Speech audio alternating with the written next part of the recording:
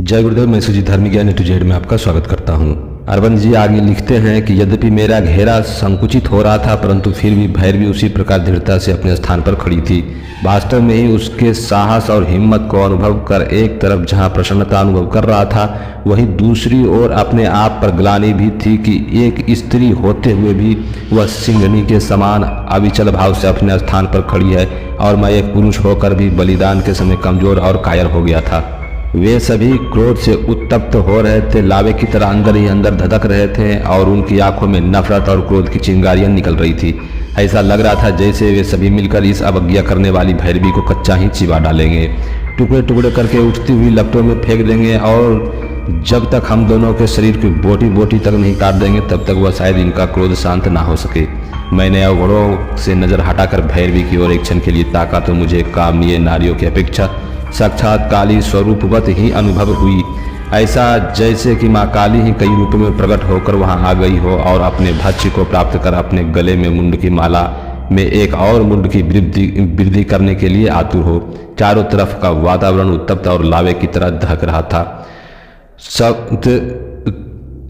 तभी वह प्रमुख अवगढ़ हाथ में खड्ग लिए भैरवी के सामने खड़ा हो गया। क्रोध से उनकी आंखें फटी जा रही थी और पूरे शरीर के साथ साथ नासापुट भी फड़क रहे थे।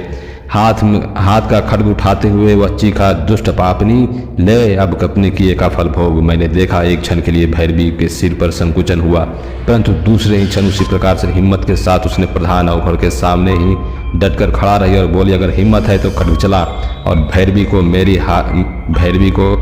मेरी बलि दे दे। परंतु अभी तक तेरी कलाई में इतना ताकत नहीं आ पाई है कि कोई घास फूस की बनी नहीं हूँ जिससे तू हुम फट करने से ही मैं घबरा कर अलग हो जाऊंगी। मैंने जो भी निर्णय लिया है सोच विचार कर ही लिया है। जिसे तुम भैरव की बलि देने जा रहे हो वह बलि के योग्य नहीं, आप ही तो भैरव के साधक बनने योग्य हैं।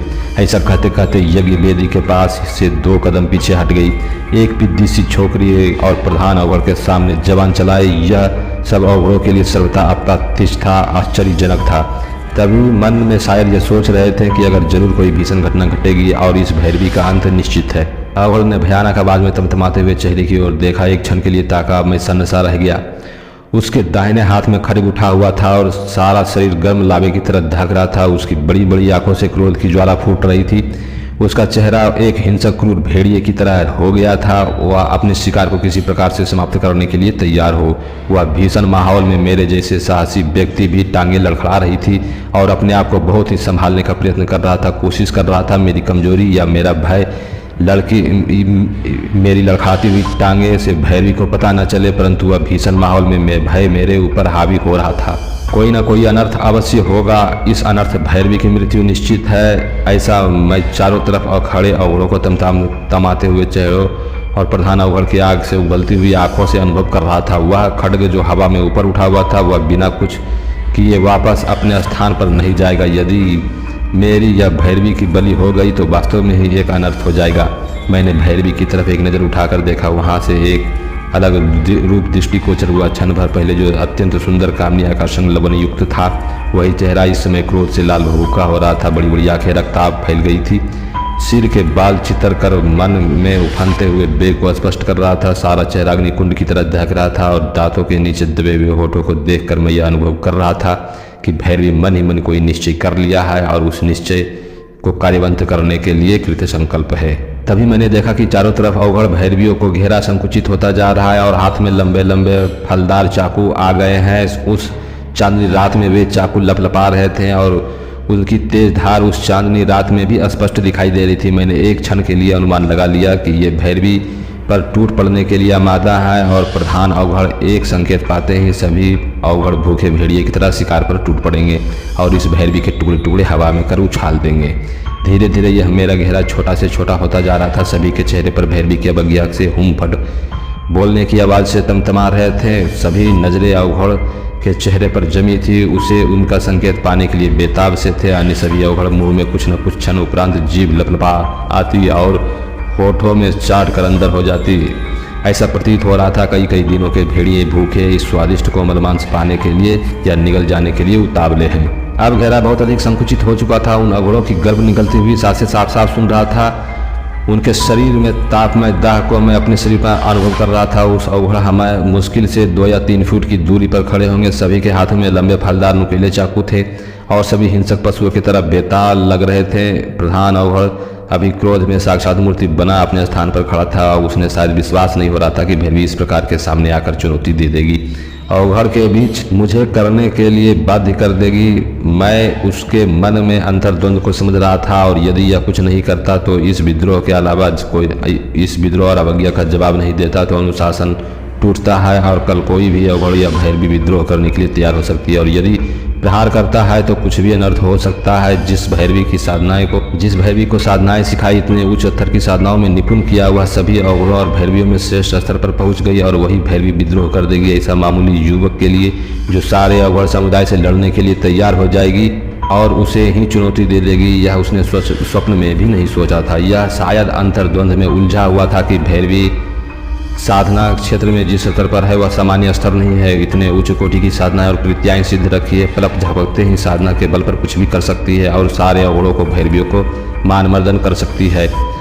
उसे तो पता ही था। उसे छुपकर भैरवी क्या क्या साधनाएं सिखा दी। उच्च कोटि की कृत्या, वीरभद्र प्रयोग, विध्वंसक प्रयोग, मारण प्रयोग, अभयचारी प्रयोग उसे सिखा दिए हैं क्योंकि भैरवी के प्रति उनके मन में दुर्बलता थी।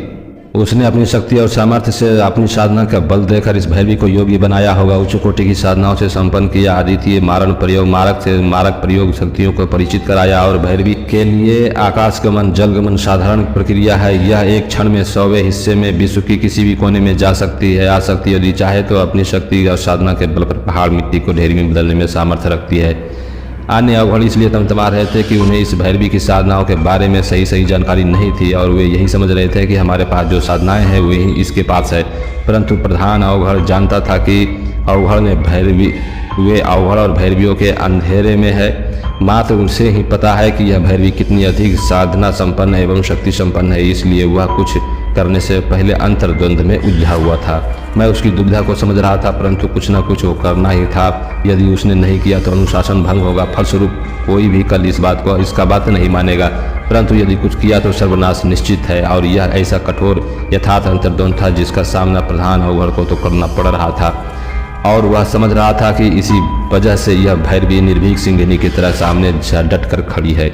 तभी उसे धक्का पेली में संकुचित हुए घेरों में एक अवघड़ का शरीर भैरवी से टकरा गया। भैरवी ने खा जाने वाली नजरों से उसको ताका। उसने देखा कि सारे अवघड़ और भैरवियां रक्त पिपासु बनी उसके चारों ओर खड़ी है और यदि उसने एक आध क्षण में कोई ठोस निर्णय नहीं लिया तो अनर्थ हो सकता है। और उसने निश्चय किया कि भैरवी ने कृत्या प्रयोग कर दिया और आज ये पंक्तियां लिखते समय भैरवी के मुख से निकलते हुए शब्दों का पूरा स्मरण है। ओम काली कंकाली किले किले कलीम रक्त कांबिले महादेवी मृतक मृत्युपाय चालाई चालाय पर्वता कांपाय नीलय हुम हुम भूतनाथाय भूतेश्वराय आज किंकरो तुम कंकाली महाकाली कोली कलाभ्याम हुम हुम। और इसके भी आगे के शब्द निष्क्रिय तो हो रहे थे। मैंने देखा कि उसने अपना दाहिना हाथ हवा में उठाया, उठाते ही मुट्ठी में पीले की सरसों कुछ दाने आ गए। हुम फटका कर वे दानों को चारों ओर बिखेरते हुए ऐसा लगा कि मानो सैकड़ों बम एक बार फट पड़े हो। जोर की आवाज हुई, चारों तरफ के घिरे हुए अवघड़ और भैरवियां छितरा गए। प्रधान अवघड़ उस आकस्मिक अप्रत्याशित कृत्य से भौचक्का हो गया। कृत्या प्रयोग से उनके हाथ का खड्ग छिटक कर 5-6 फीट दूर जा गिरा। उसका सारा शरीर कृत्या के प्रहार से थरथरा रहा था। यद्यपि बाकी सारी अवघड़ और भैरवियां तिनके की तरह हवा में उछलकर दूर औंधे मुँह जा गिरे थे, परंतु प्रधान अवघड़ उस कृत्या का प्रहार झेल गया था। यद्यपि इस प्रहार से उसका सारा शरीर कंपित हो गया था। इस समय भी उसके शरीर पर थरथराहट में अनुभव कर रहा था। उसके घुटने में जो कंपन था उसको मैं भली प्रकार देख रहा था, परंतु फिर भी प्रधान अवघड़ साधना संपन्न था और वह हाथ में खड्ग अवश्य छिटक कर दूर जा गिरा था। अब आपको अगले वीडियो में तांत्रिक युद्ध शिष्य और गुरु के बीच जो हुआ था कपालनाथ और मृगाक्षी के बीच में, यह देखने को मिलेगा। अगर यह जानकारी आप लोगों को अच्छी लगी हो तो कृपया चैनल सब्सक्राइब करें, वीडियो लाइक शेयर जरूर करें। अंत तक देखने के लिए धन्यवाद। जल्द ही अगला वीडियो लेकर आऊँगा।